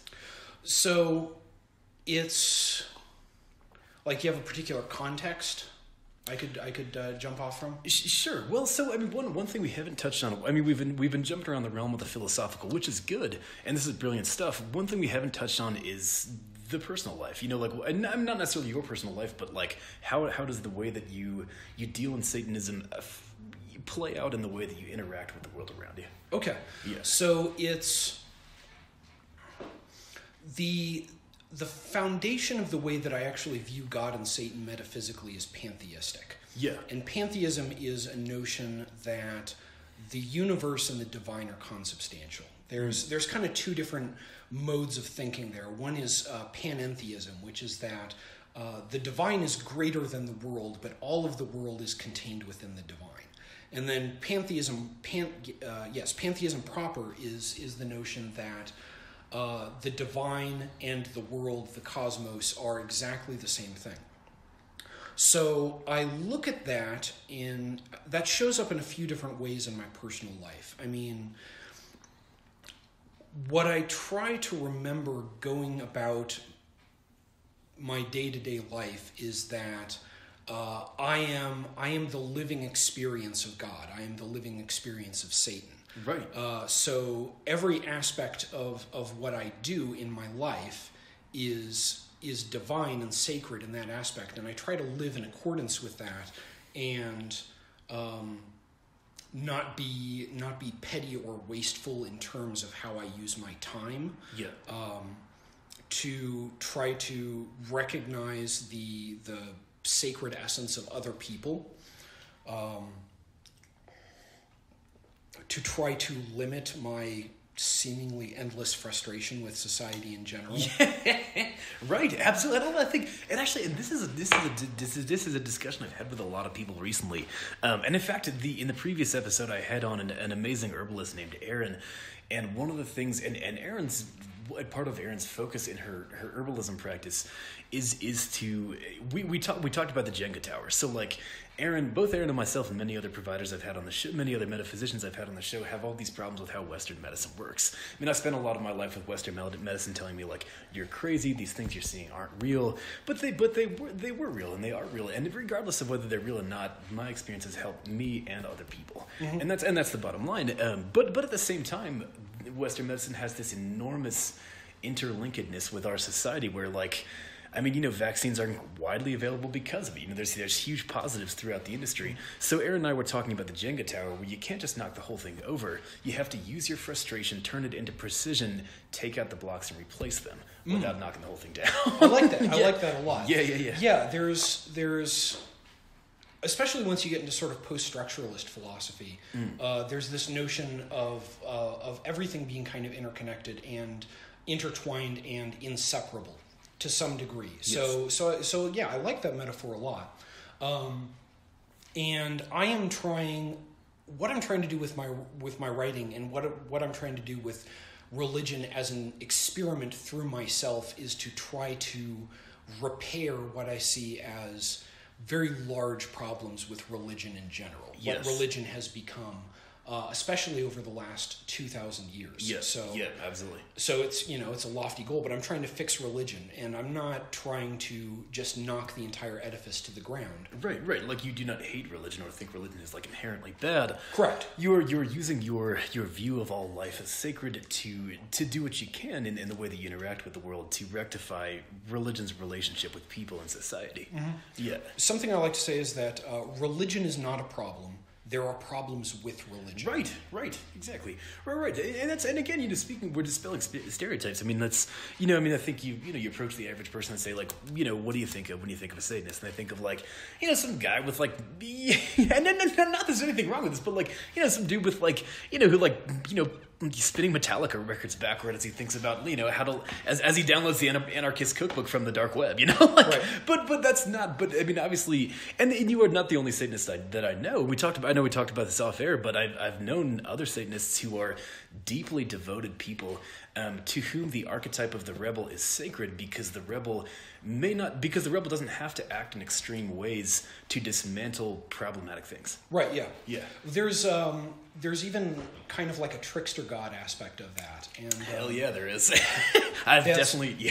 That's not something I've explored a great deal, so it's not something I can speak with any expertise on. But I've definitely, in my research, I've seen aspects of the trickster god even in the God of Abraham in the Old Testament. Absolutely. Where it seems like he's not necessarily our benefactor, and is not necessarily our enemy, but is kind of trying to fuck with people. The story of Job. The story of Job, the story of the Tower of Babel, the story of Cain and Abel, and Cain and Abel offering their sacrifices, and God not regarding Cain's sacrifice and initiating this whole thing.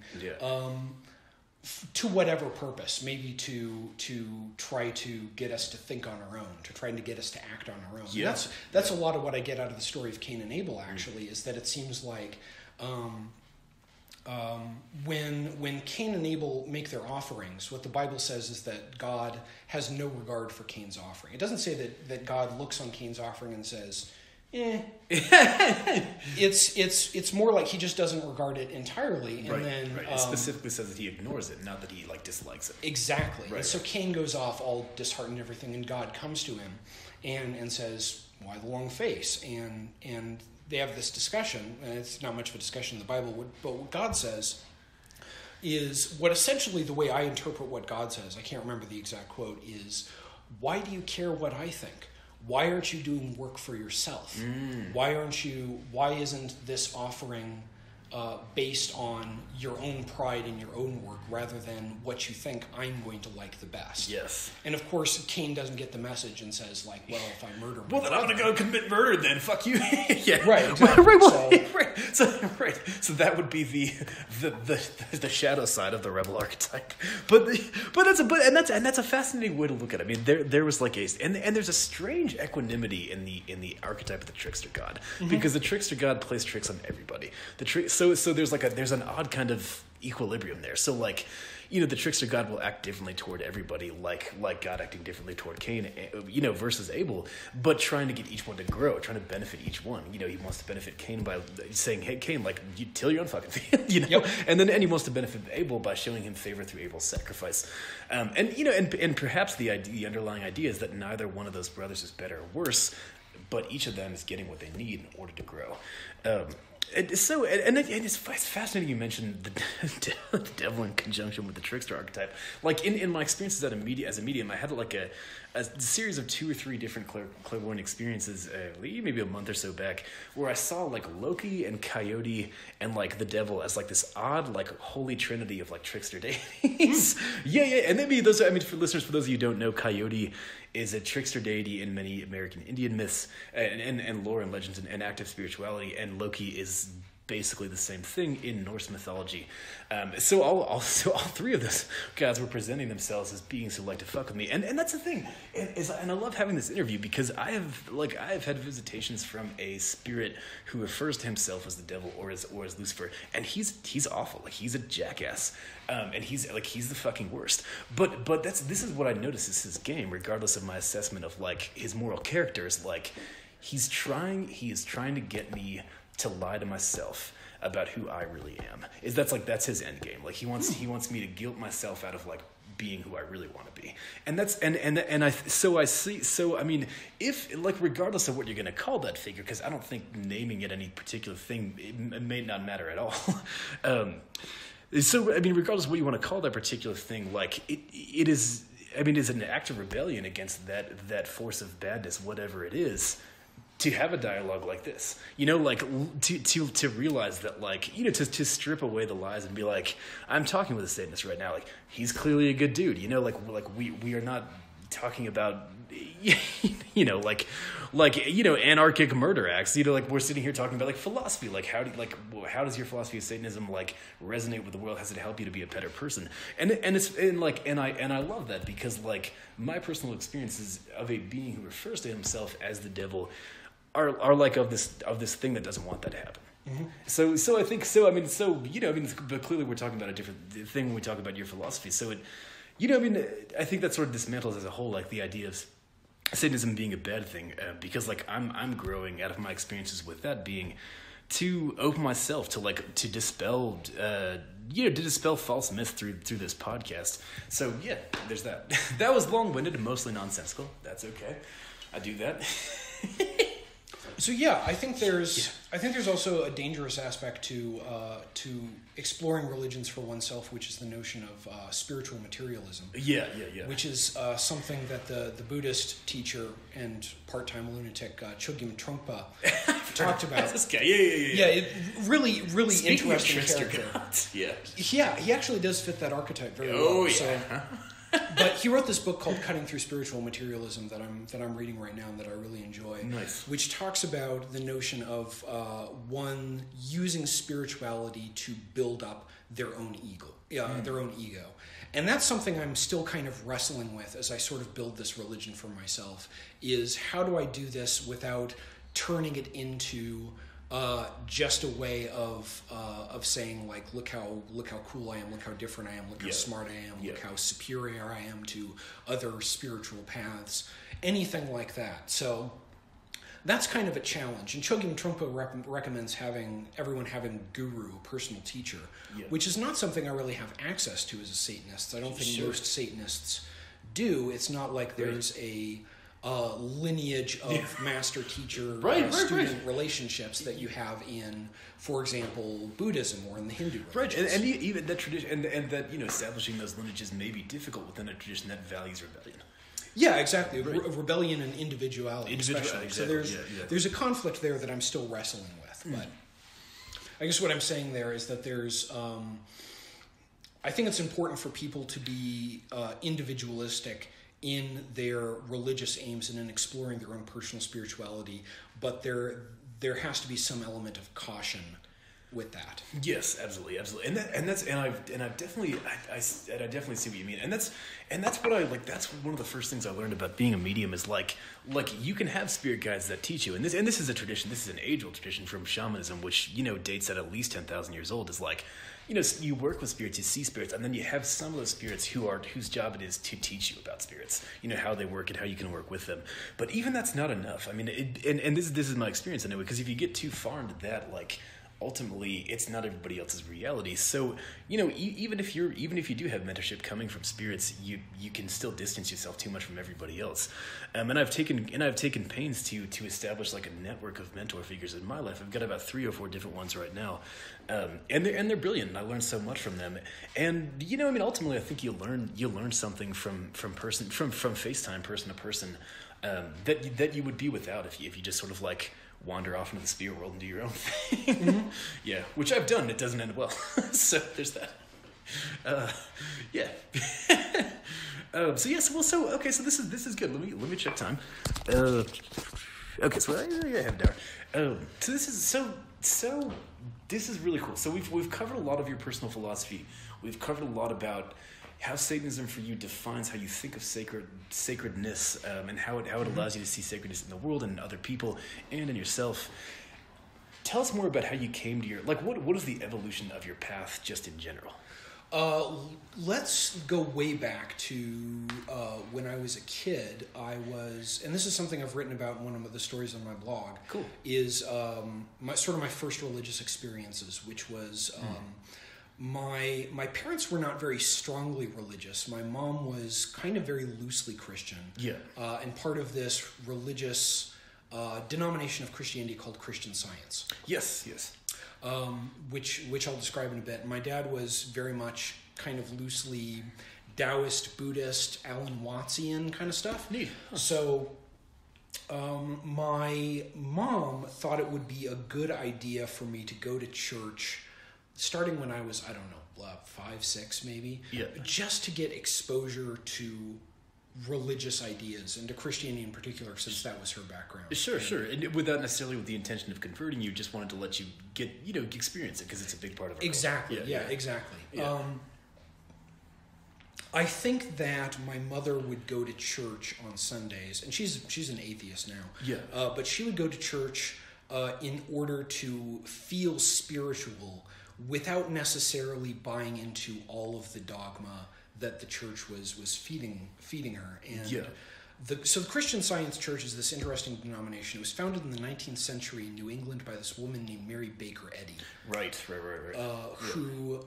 Who suffered an injury and then experienced what she perceived as a miraculous recovery after reading a passage in the Bible, and founded a religion which bizarrely very much resembles this old kind of defunct Christianity from the early Christian times called Gnostic Christianity. Yeah. Gnosticism, absolutely.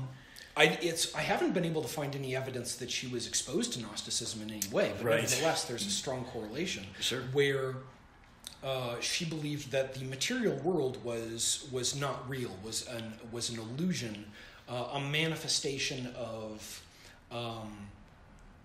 what she called error, mistaken thinking, mistaken spiritual thinking. And if we distance ourselves from the material world and align ourselves from the real spiritual world, then not only do we get closer to God, but we also can heal ourselves of physical ailments. Right. And this has cool idea. I definitely like the idea. A lot of people have taken this very literally, and you see things in the news where Christian Science parents deny medical care to their kids, which is fucking ridiculous. Yeah, absolutely.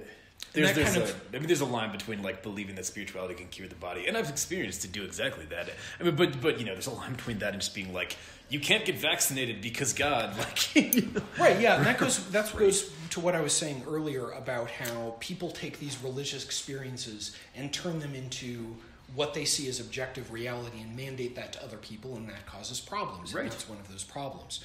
But Christian Science is very pantheistic. It's the notions that God and love are consubstantial. God and the experience and the emotion of love, those are the same thing. So that love is a divine thing with a divine aspect, that is a divine being.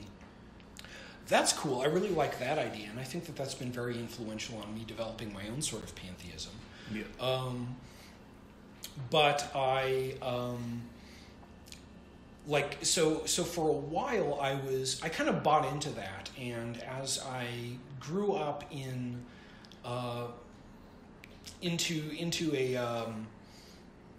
like my teenage years, I was very strongly Christian, but in kind of the way a lot of people are, without really understanding it or without even really reading the Bible, but also just being kind of a very conservative Christian who listened to what other people told me about God. Right.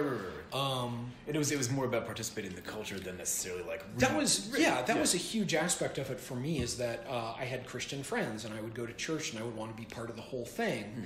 And... You want more tea? I'm good. Okay, cool. Thank you. No problem. Yeah. But eventually I was kind of like... I started to encounter these other ideas. My dad had Alan Watts books and books on Taoism around, and I would read those. Hell yeah. And I explored Wicca for a while, and kind of shifted around between all these different religions. For most of like the past 20 years, I was a Zen Buddhist, and like spent time at a Zen temple and did meditation retreats, and that's still a big influence on me. But more and more, as I grew more and more angry about the abuses of the Catholic Church and the entwining of government and religion in really problematic ways, I started to identify more and more with the archetype Satan the adversary. Yeah. And so that became more and more a part of my thinking, something I identified with in a very symbolic way without really calling myself a Satanist. And then encountering the music of Deathspell Omega and being influenced by their lyrics, and then gradually transitioning into actually thinking of myself primarily as a Satanist. Yeah, absolutely. Well, and that's amazing, and it's funny you mention that. Like, I think the text that I got the most out of when I was first beginning to experience angels was actually the Tao Te Ching, and because it, like, the way that it described the world moving and the way that we described moving through the world reminded me like because that was like the first thing I noticed about angels, is they moved in a way that we don't. Like, they were somehow able to. They had this multidimensionality that allowed them to interact in the world in ways that, as far as I know, most people can't or don't. Or choose not to, whatever it is. And I noticed that the Tao Te Ching like touched on that type of movement, and the way that it described that the human body should move, and the way it described like the flow of the world. Like, I was like, oh, like angels are really close to the Tao, and that's how I started to think about it. And that reading the Tao Te Ching and imbibing the philosophy of it helped me probably more than any other text I've ever read understand what I was seeing. Even though I was like, these are angels, like, and they do have a solid connection to the Judeo-Christian traditions, but this text still makes a lot of sense, and it still like makes the whole thing make sense. Right. Yeah. So because that's like, I don't know, from a young age, and I think this is partially, at least very partially due to my, at least very much to do with my upbringing. Like, I had parents who encouraged me to, explore my own beliefs. They encourage me not to sort of mindlessly buy into one thing or another. And not, not that I haven't had my family drama and all this, but that was one thing that I was always encouraged to do as a kid. So I think that helped me sort of like not see any definite border between like seeing angels and like reading the Tao Te Ching and both those experiences crossing over into one another. But yeah, so it sounds like, our paths may be somewhat similar, and this is the path of, I think, most of, not all the people who've been on the shows, like, we've all had these like raw experiences where we get in touch with the divine or something that's bigger or more mysterious than ourselves in the world that we've seen before that moment, before that experience, and we sort of have to like collect context from different places to make it make sense in a way that works for us, without letting anyone tell us what to do or how to think. Well, speaking of the Tao Te Ching, that's one of the first sacred texts that I encountered outside of the Judeo-Christian tradition. Yeah. And it was one of the first things that I came back to in exploring other religions, because it was one of the things that made me realize that there are some really striking parallels between a lot of different religions. The first lines of the Tao Te Ching are... the Tao that can be spoken of is not the eternal Tao. The name that can be named is not the true name. Yeah. And so there's this idea of ineffability, the idea that the essence of our spiritual experiences are beyond our ability to describe in discursive language. And this is something that has shown up definitely in Zen Buddhism. In Sufi Islam, if you read the poetry of Rumi and Hafiz, you see these notions, and this is something that William James described in the varieties of religious experience as being one of the core signifiers of an experience being what he would describe as a mystical experience or a religious experience, that it is beyond language. So this is something. So I started to realize in that the religions, there's a lot of bullshit with religion, but a lot of the original writers, I think, were onto something. Because there's a lot of correlation. There's a remarkable amount of correlation. And when you see something appear again and again in texts that are removed from each other from, widely spaced geographically and across... And temporally. Thousands of years in human history, you start to think...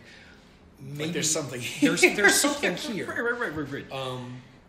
Not necessarily about objective reality, but at the very least, there's something about human experience that all of these different traditions are tapping into, and seeing different things in them and drawing different things from them. Yeah. And saying different things about them, but nevertheless, there are commonalities. Yes, absolutely. No, and I hear that like loud and clear, and that's like a good way to put it. I mean, that's I mean, I don't know what to add that because it makes sense. I think when I think at the end of the day, like in this world where like people who get into in this country specifically, in this age where there are people having these like organic religious experiences or organic metaphysical experiences, mystical experiences, who have no uniting cultural context to put those into or to help those make sense. I think that's one thing that helps all of us is like getting our those moments when we get our hands on some text from India from like 2,000 years ago. The moment when we know what Taoism is, and it's were you able to finally like piece together some notion that like you're not the only one experiencing these things, and more or less people from all over the world have been experiencing them since time immemorial. Yeah, absolutely. Yeah. In the varieties of religious experience, there are William James has a collection of all these quotes from people from all different sources, some from very religious backgrounds, some from very non-religious backgrounds, who are all writing of these experiences and or in some way relating them, and there are remarkable similarities between them. So,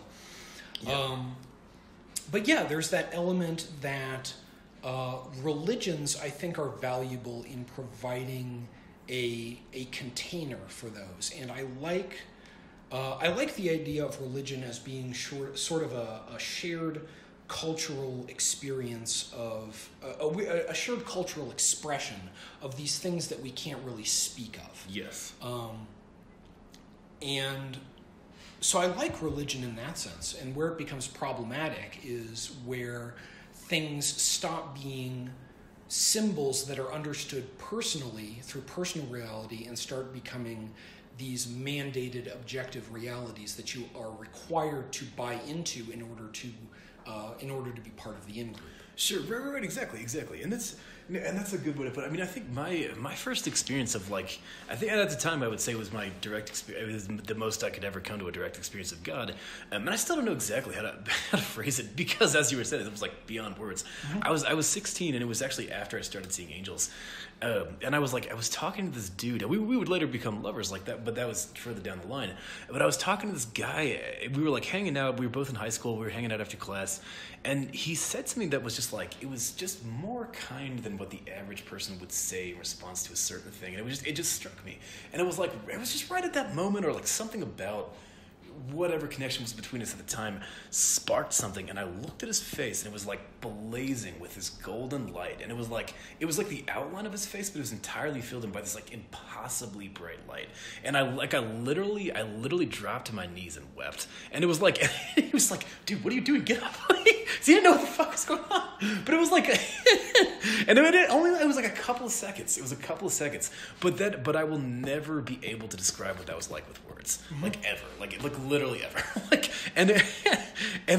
So I think you're right. And actually the year following that was when I really got into like, I think I read not the Upanishads, but the Bhagavad Gita. I think I read the Bhagavad Gita for the first time the year following that.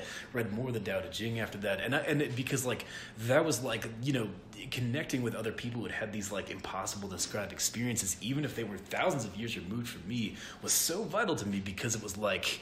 I mean, especially being in high school, like you want to find people you connect with, right? Or like most of us do, you know, you want to find your group, you want to find your clique, and like there was no clique for people who had seen the face of God, you know, and it was, and I knew it wasn't objective. It wasn't. I knew even then it was not an objective experience. You know, I was like this experience in no way puts me any degree closer to the truth, or, you know, whatever that is, than anybody else. But I need to connect with other people who have been there. Right, and it's interesting that you went to the Bhagavad Gita after that. That's a perfect choice for that sort of experience, because there's a chapter in the Bhagavad Gita where Arjuna and Krishna are on the field of battle. Yes. And I mean that's the whole setting of the thing. But there's a particular chapter in there where Krishna has been counseling Arjuna into and trying to like talk to him about his duty to fight this war against his relatives who have usurped the throne and whatnot. Yeah. Arjuna knows that Krishna is an avatar of Vishnu and asks for a vision of Krishna as Vishnu, and has just this. It's one of the most beautiful passages in all sacred literature that describes the appearance of Vishnu to Arjuna, where one of the lines that says like something like, if 1,000 suns were to rise from the horizon at once, it would not compare to the brightness of that visitation. Right. So yeah, that seems to fit very much with that experience you have. Yeah.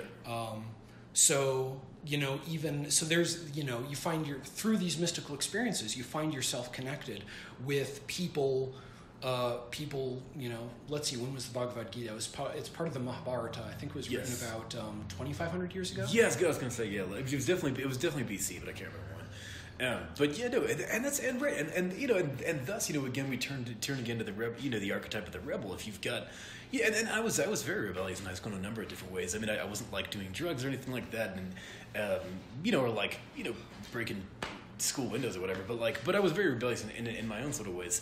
And then because I think that was like the first archetype that I really connected to, because I was like, you know, because it was like you have this amazing experience, but everyone around you is telling you can't do that. That's not possible. That's not real. And and that's like the first archetype that I connected with, because I was like, no, fuck you, it is real. You know, so I turned so quickly to rebellion, because it was a way to tell everyone around me, like, I don't care what you think. What I experienced was amazing, and it was very real.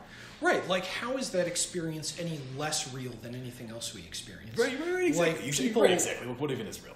Right, exactly. People, like, I think that there's an objective reality, but you know, like we're sitting at this kitchen table, and I'm placing my hand on the table and feeling its hardness and its impenetrability. Yep. And do those things really exist? I mean, am I really seeing the interaction of the atoms between my hand and between the table? No, I'm not. Do I really understand? Do I really grok the fundamental electromagnetic interactions between the atoms? No, I'm experiencing something that is in some way connected to reality. But I'm not I'm through putting my hand on the table, I am not encountering reality directly. I am only encountering my experience of reality. The hardness of the table is my experience of reality. Yes.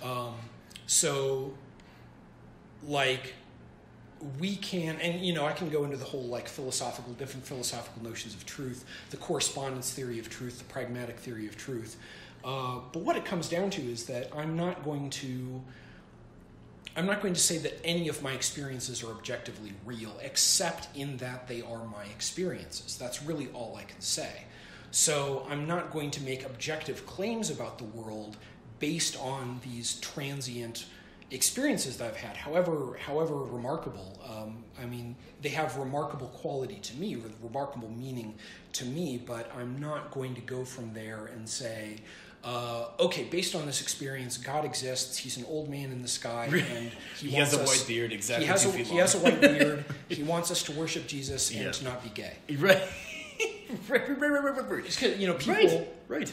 And so, you know, people who make those sorts of claims, I doubt have had any sort of mystical experiences at all. Sure, yeah. At most, they're going off of the experiences of other people. Right. And what the thing is that I think plenty of them actually have, because I've connected with people who believe very, very hard line, like sometimes even very extreme things religiously, but their connection to those beliefs sprung from like this mystical experience. And I think, and actually I had a guest on air, John Thunderheart Robinson, like episode 4, I think it was very early on in the show. But he talked about a friend of his who was like he built all this technology that allowed him to like communicate with the spirit world in ways that like had this crazy impact on like objective quote unquote reality. I mean, it was like he was uncovering all this crazy stuff, and eventually he turned to like hardline Christianity because he just sort of had enough at some point, and it was like overwhelming.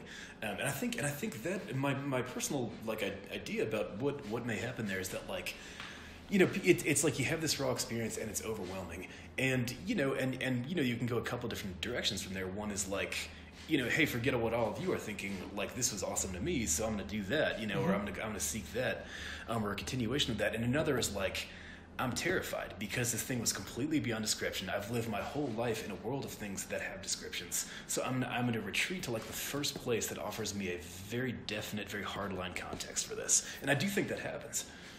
Yeah, absolutely, and I think that's you know, I think there's something built into the hegemon that allows for control of those experiences. Yeah. Oh yeah. Where you know, you go, especially like if you especially in, you know, the past few hundred years, not so much in modern times, but you would go to your local church about this, and they would say, okay, well, you are possessed by demons, and we can remove those demons from you.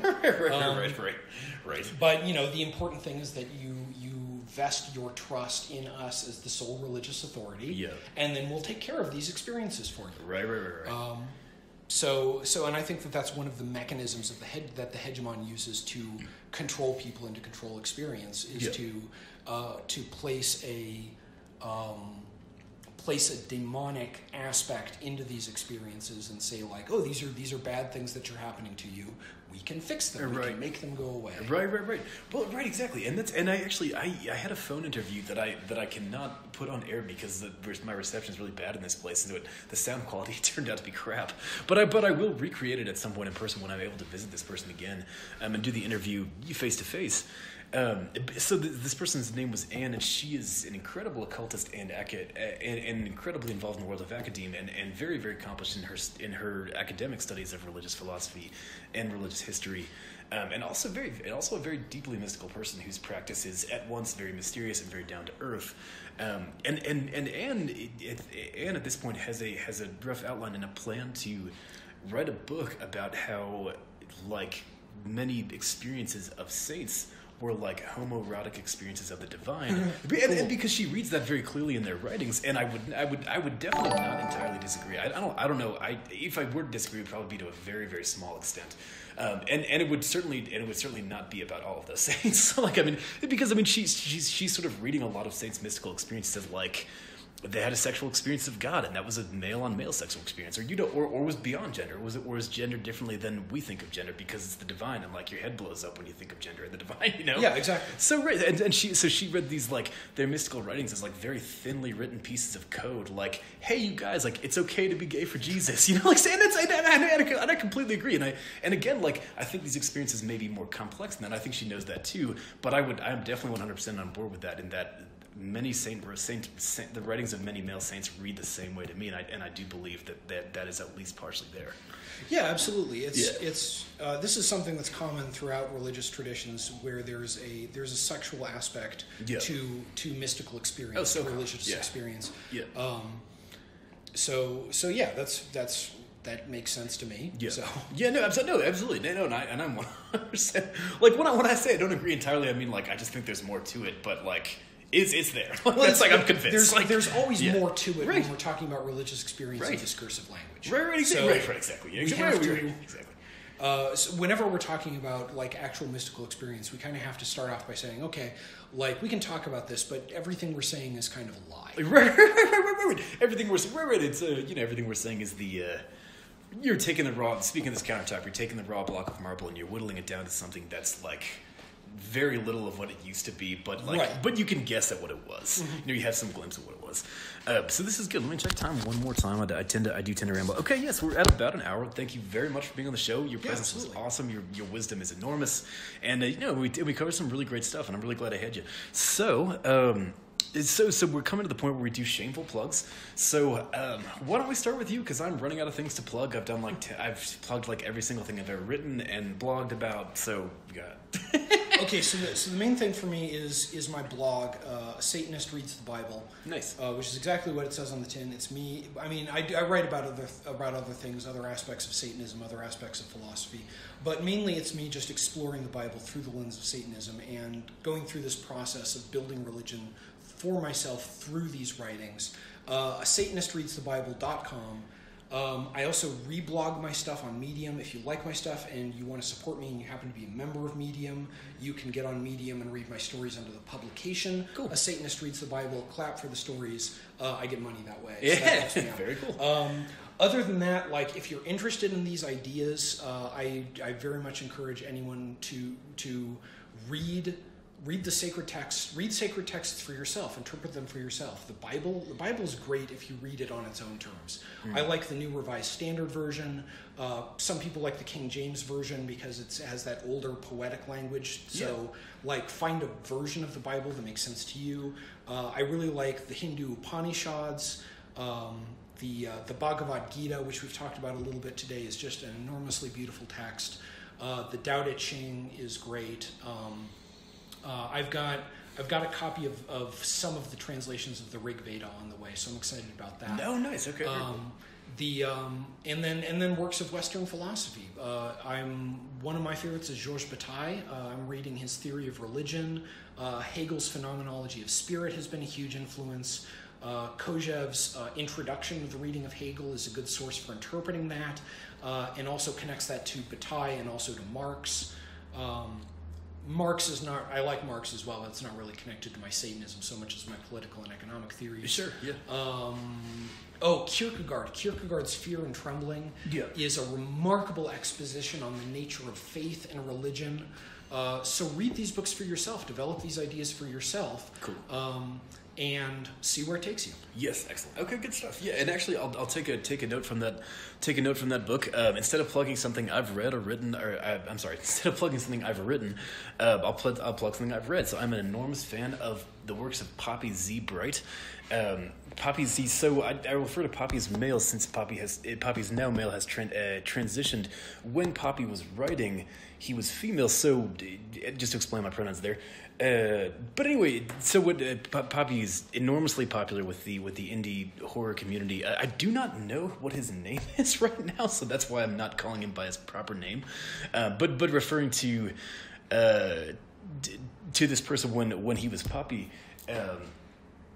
read Poppy's book Swamp Fetus. It's exactly what it says on the tin. It's this incredible story, like it's this incredible collection of like gross, beautiful, like Southern horror erotica. If you like vampires, if you like zombie threesomes, if you like creepy resurrections and voodoo in the Old South, read Swamp Fetus. It's awesome. It inspires a lot of my work within the horror genre.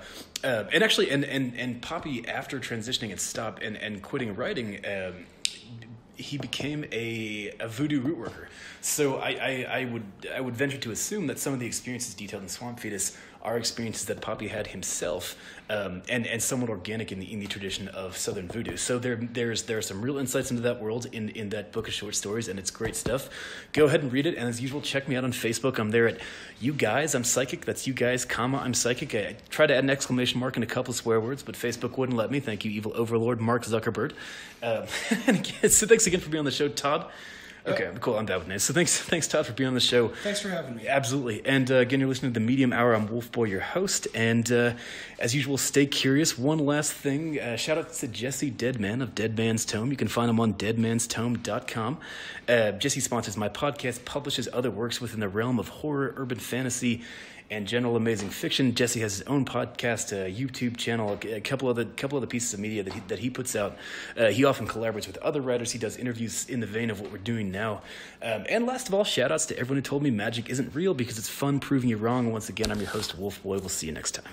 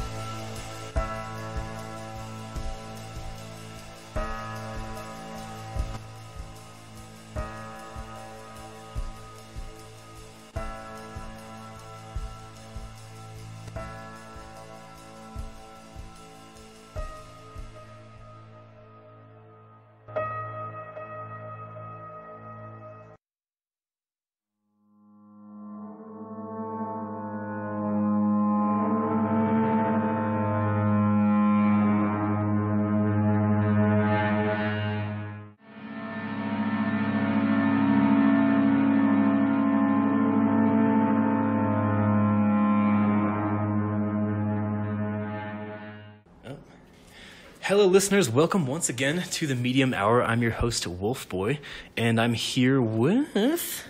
Nieves Salomon. And? Amethyst Allenson. Yes, so listeners, excuse me. I'm particularly excited today because we're doing a double interview. So I've got my good friend and talented... How do you identify? Me? I don't identify other than just Nieves. Okay, so I've got the talented Nieves here as Nieves, and also Amethyst, and they are both of these individuals are involved with different psychic arts, different mediumistic, energetic type activities. So we're going to be interviewing them both today as a single cohesive unit.